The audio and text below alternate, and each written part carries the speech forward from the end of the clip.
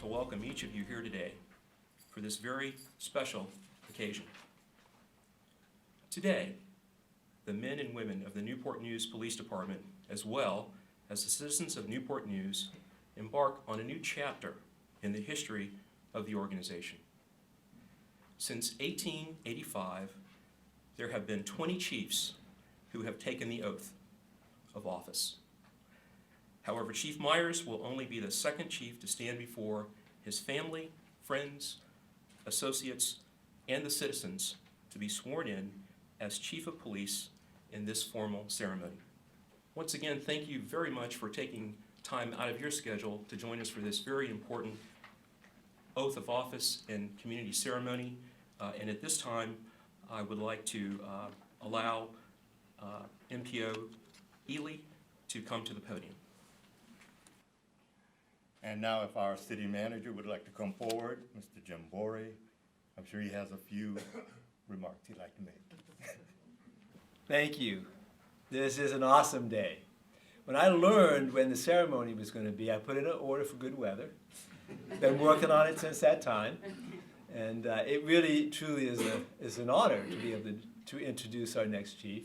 And it's a privilege for me as a relatively new city manager. You don't get to do this very often. This probably will be the last time, won't it? This will be the last time, for sure. So Chief Richard Myers comes to us with many, many years' experience. Over 35 years' experience, over 27 years as a chief. Just a wonderful, wonderful record. I have to tell you that this was a very difficult decision. Clearly, Chief Myers made it a little easier, but I have to tell you also that I have had the privilege of working with Interim Chief Joe Moore. Joe, you've done an outstanding job. Thank you very, very much. You have served this department well over so many years. I know you will continue, and I just want to express my appreciation for your service.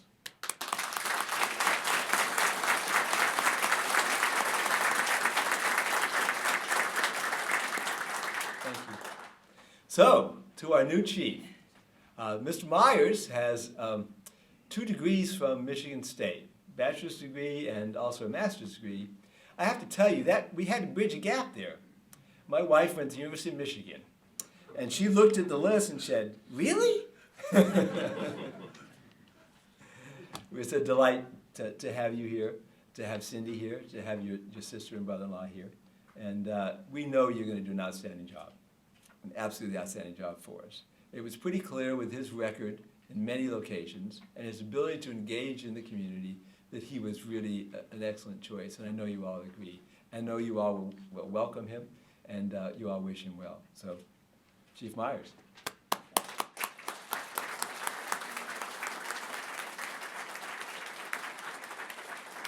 Thank you, sir. Chief Myers, while you're up, please come right on up. Cindy, would you please come up also, and we will have the Honorable Judge Pugh swear you in as Chief of Police of the City of Newport News. Repeat after me. I, Richard W. Myers, I, Richard W. Myers, do solemnly swear do solemnly swear that I will support the Constitution of the United States that I will support the Constitution of the United States and the Constitution of the Commonwealth of Virginia, and the Constitution of the Commonwealth of Virginia, and that I will faithfully and impartially discharge and that I will faithfully and impartially discharge and perform all the duties and perform all the duties incumbent upon me incumbent upon me as Chief of Police as Chief of Police of the City of Newport News, Virginia, of the City of Newport News, Virginia, for a term of office for a term of office to begin January the 16th, 2014, to begin January 16th, 2014, according to the best of my ability, according to the best of my ability. so help me God. So help me God. Congratulations. Thank you.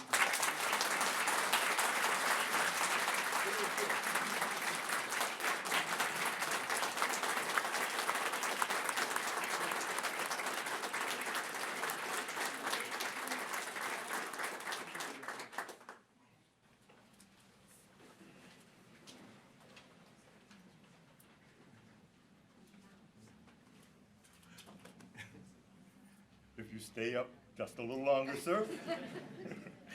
The Honorable Mayor McKinley Price will now administer the oath of honor. On my honor, I will never betray my badge, On my honor, I will never betray my badge, my integrity, my character, my integrity, my character, or the public trust. or the public trust. I will always have the courage I will always have the courage to hold myself and others to hold myself and others accountable for our actions. accountable for our actions. I will always uphold the Constitution I will always uphold the Constitution and the community I serve. and the community I serve. So help me God. So help me God. Thank you, sir.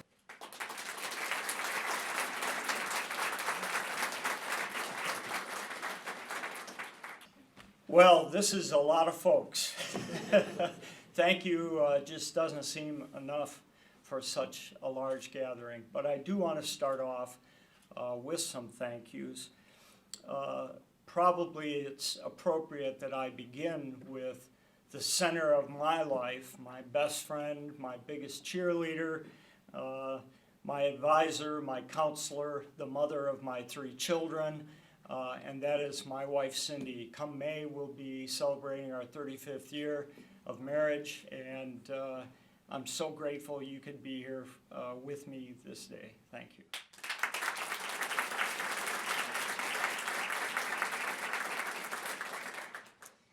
I want to start off by expressing Cindy's and my gratitude for the fantastic weather you've had for us. I'm sincere about that. I know some of you were dismayed last week or the week before when it got a little chilly here, wind chills down near zero. My city phone kept getting these severe weather alerts, and frankly, we looked at that and said, "Are you kidding me?"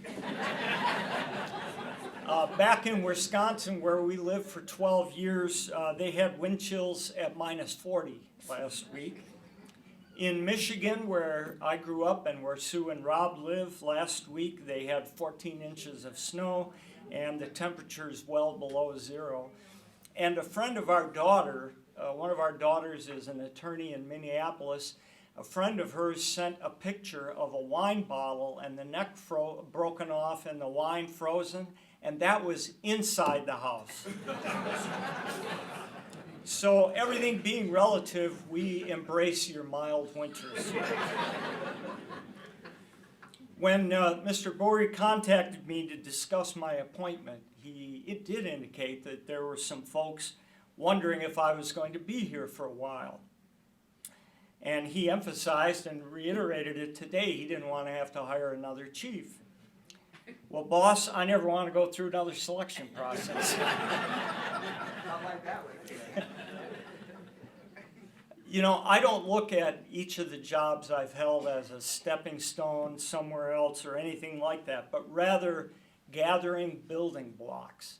And each new opportunity, you get to take all those building blocks you've collected and try and make something meaningful and lasting. And that's certainly what I hope to do here. A little over a year ago, gosh, it's almost 2 years ago now, when I was asked to go down to Sanford, Florida and assist them as interim chief, many of my colleagues asked me, "What are you thinking?" Some of you may have heard of Sanford. They had a little incident down there when George Zimmerman killed Trayvon Martin. My reasons for accepting that interim assignment were simple. I was asked to help. I've been so blessed in a career that I look forward to going to work every day. I love what I do. That when I was genuinely asked to apply my experiences and philosophy to help and improve an agency, I felt morally obligated to do that. And I'm really grateful for the experience I had there and what I learned. So now I'm being asked by friends and colleagues, why are you diving back into being a chief, and why Newport News? To the first of those questions, the answer is, this is what I know and what I love to do. All I've done for the last 37 years is work with cops. I like working with people who are devoted to the community, selfless folks who are called to a higher calling. As to the second question, why Newport News? I say, why not? The rich history of progressive policing here, the diversity of the community, the challenges and demands for a police agency that's responsive and active. I think this department is a natural fit for me and hopefully I for the department. And my sincere hope is that I can bring some value and benefit to this role. And in doing so, feel like I'm making a positive difference. At one of my prior agencies, we had a very active sister city program with a city in Russia. And Cindy and I have hosted Russian police officers and judges in our home. And I learned a great Russian proverb. It goes like this: if I have an apple and you have an apple, and I give you my apple and you give me your apple, we still just have an apple. But if I have an idea and you have an idea, and I give you my idea and you give me your idea, now we both have two ideas. Such as it is for me, having served in communities large and small, rural and urban, I have a lot of ideas and many experiences that people have shared along the way that I'm going to draw on as I help serve here. And that's not to say I'm coming here with an agenda. One of the lessons I've learned is that unless an organization is dysfunctional and you're being hired as a fixer, which is certainly not the case here, it's not a good idea to have a grab bag full of ideas or preconceived notions and come in and start throwing change at the good people who do the meaningful work of the department. In fact, recently in doing some research for a book I'm helping on leading organizational change in policing, I've reaffirmed what I already really knew for a long time. You're not going to find a group of people more resistant to change than the men and women who work in a police department. And for years I didn't understand that, but I have a theory about it. When you think of the environment the cops work in every day, it's probably the most dynamic work environment there is. Constantly changing, every day is different. And so they look to the organization for the stability that they need to counter that dynamic world that they're working at every day. And so what happens? Chiefs like me get hired to come in and fine-tune a little bit and end up doing an overhaul. And it creates a lot of distress and it fuels that resistance even more. So my intention is to come in and listen a lot, ask a lot of questions, find out why does Newport News PD do things the way we do, what are the strengths, and where can we benefit from improvement.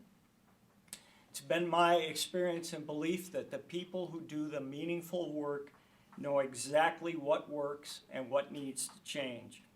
It's the leadership's job to empower them to bring those ideas forward. Let's just say as a leader, I don't expect a shiny apple to be brought to my office every day. My wife's a teacher, she can do that. I value the ideas that come in. A key theme I want to express today, and the bulk of really the point I want to make, is what I call my leadership vision for the department. I've learned that all the men and women of a police department really want from their leader and really need from their leader is a sense of, where are you taking us? The more I express that vision, the more people can understand where we're going. And since I'm new here, I can't get down in the weeds and talk about specific things that, I haven't even worked a full day yet. I wouldn't know what those things are. So instead I want to offer a real high-level view of what those ideals are that I hope can drive the daily operational matters. Some of my friends in the military have given me a new term for this leadership vision, and they call it the commander's intent. So I like to keep it simple, easy to remember, so I want to lay out 4 corners, if you will, of my commander's intent. The first, ownership and partnership. Whatever structure you want to call, I call it a beat, but whatever structure you want to call that smallest area that a police officer gets assigned to, I want the officer to own that area. That means they're getting out, getting to know everybody, whether resident, visitor, merchant, thug, or thief. The officers shouldn't just be accountable to the command staff here, they need to be accountable to the people of that beat.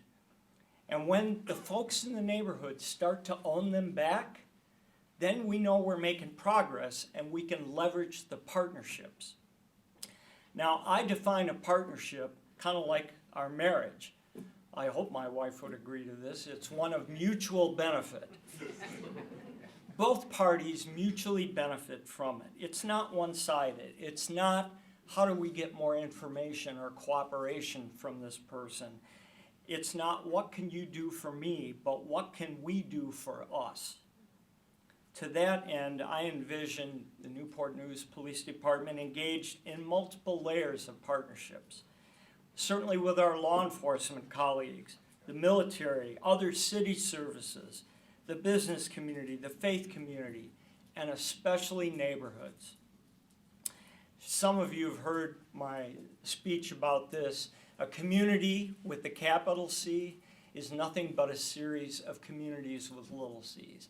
They can be communities of interest, communities geographically located, communities of diversity, communities of faith, all kinds of little communities. And all of those should be engaged as productive partners. Second, humanity. Of the many, many things that police officers do, few people talk about their role as humanitarians. The police are called when people are having their worst day, not their best. And it's during these times that officers must be humanitarians, bringing with them patience, compassion, dignity for people during their darkest hours. It's not just youth or the homeless or the mentally ill who may feel disenfranchised and mistrusting of the police. It can be people of color, people from diverse sexual identities, religions, ethnic origins. Often they fear contact with the police, and surely these folks don't consider us humanitarians. So what can we do to humanize a legal situation? How can we replace demonizing the police to humanizing them? I think we do this by policing in a humane, fair, ethical, and equal manner. We draw from those relationships I spoke about in the first point, and we build trust. You know, I've known cops who send people to prison and they get a thank you note from the person. That's what happens when you show some humanity. And some of you may have recently read about, we think it was in Florida, a police officer got called to a shoplifting case at a grocery store. A woman had shoplifted an entire grocery cart. The officer found out the woman was stealing to feed her kids. The officer wrote her a shoplifting ticket and then paid for the groceries that the woman could take home and feed her children. Now that's a humanitarian. This also applies to how we interact with each other, employees, employee to employee. Even to the extreme that, thank God I haven't had to do it often, but when I've had to fire somebody, the goal is always that they can walk out of the building with their head held up high like a human being with their dignity intact. That's showing some humanity. Third, quality of life. Whether it's violent crimes or loud radios or the junk auto abandoned next door, people want to live free of those things that erode their quality of life. And we are in the quality of life business. This point brings the first two together based on our relationships and partnerships and humanizing their concerns as ones of quality of life. We can together focus on crime reduction and problem solving. Now, this department has a long and rich history of problem solving. It was a pioneer in the 1980s as one of the contemporary adopters of community-oriented problem-solving policing. Are we as focused on those outcomes today as we were back then? Have we prioritized our attention and our resources on what's important to the community? I once attended a long-scheduled neighborhood meeting that this police department held annually in a park, and the residents would all come out. And the day before the meeting, there was a rare drive-by shooting in that park, something that rarely happened in that city, let alone in this neighborhood. And of course, the detectives were working it hot and heavy, and the night came for the meeting, and we had the major crime detectives and the gang detectives give this long recitation on what they were doing about it and who we suspected was involved and so on. And when we opened it up for questions, I braced myself. I thought, oh boy, here it comes. You know what people wanted to complain and ask about? The cars rolling through the stop signs. Those damn kids with the loud radios. What are you going to do about that? So I grabbed one of the residents who I knew off to the side, and I said, what gives? I thought we were going to get grilled about this shooting. And he said, we trust you guys to deal with the big stuff. You're good at that. You always do good at that. It's the little things we don't see you do enough of. Man, what an epiphany that was for me. And so, I suspect that there's residents in Newport News today that would probably say the same thing. And we need to do something about that. Finally, to round off those four corners, if you will, leadership. Policing is an industry of leaders. We provide leadership internal and external. Within, we have to continuously develop leaders to prepare them for formal leadership roles. I am really proud, in a paternal sense, that I've had the privilege and opportunity now to mentor and help over a dozen people who've worked for me to go on and get chief's jobs. And about half of them, I told them they're going to be a lot better chief than I ever will be. And it's great to see that kind of development of leaders. But leadership development's not limited to formal leaders. You know, the school resource officer last month at Arapahoe High School, who was the first one to rush to the young man with the shotgun that opened up and killed one of his classmates. That officer was in charge, was the leader. The first officer in Aurora, Colorado, at the theater shooting that came upon the scene, that officer was officer in charge until somebody else relieved them. Have we adequately prepared our cops to be the tactical leaders that they need to be every day when they're out on the street? Informal leaders can carry a lot of influence too, especially in the locker room and in the lineup room and out in the parking lot. Are we developing and recognizing that talent and leveraging it to the benefit of the organization? Externally, we provide community leadership in the schools, in the business community, for our local government. And I certainly understand as police chief, there's an expectation and I embrace that role. But it's not just the chief's job. Everybody within the Newport News Police Department is a leader, and our job is to equip and empower them to be that leader. Ownership and partnership, humanity, quality of life, and leadership. These are the four pillars on top of which we grow the Newport News Police. This is my commander's intent. We can and will be intentional in our ownership, in our relationships with our humanity, as leaders focusing on quality of life. And wrapping all four of these together is a culture of ethics. This is why I place character at the top of the list of what I look for to hire and to promote. I think a person of high character who understands do the right thing will beat out a well-trained officer with no character any day. we must and will sustain a culture of ethics and integrity that will engender the trust of the community. In closing, a couple of final thoughts. I know there's always tension and apprehension during leadership transitions, particularly with some unknown outsider coming in.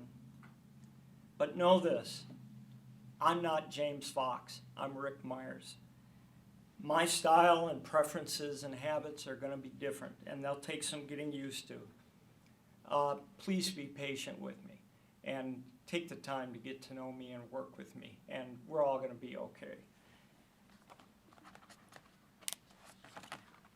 Second, I'm a chief who believes in situational leadership. I will adapt my style and methods to match the requirements of the situation I face. I have few absolutes, but one I can share is this: I cannot and will not tolerate untruthfulness. There is no place in my agency for someone who lies. Finally, please don't be put off by the many, many questions that I will be asking. It's how I learn about you, by asking, why do you do this? How does this work? What alternatives have you considered? I'm not being judgmental, I'm simply trying to learn. But a tip for you, as I've shared with the staff already, the one unacceptable answer is, because we've always done it that way. Last week, I was making the rounds, saying some goodbyes to folks back in Colorado, and I had a cup of coffee with an officer who had served as the president of the Police Protective Association for most of my tenure as chief there. He's a great cop. We shared some laughs and a couple of tears, and I thanked him for what I learned from him and all the people of that great department. And I was very humbled when he said to me, "You've been a great chief here." He said, "You'll always be my chief, but you're even a better man than you are a chief." That really touched me. His comments inspire me to want to be that kind of chief for you and also that kind of man. Thank you again, most sincerely. I am deeply humbled to be standing in front of you today. I'm honored to be your chief. Now, I've got work to do, and there's treats to be eaten in the back of the room. Thank you very much.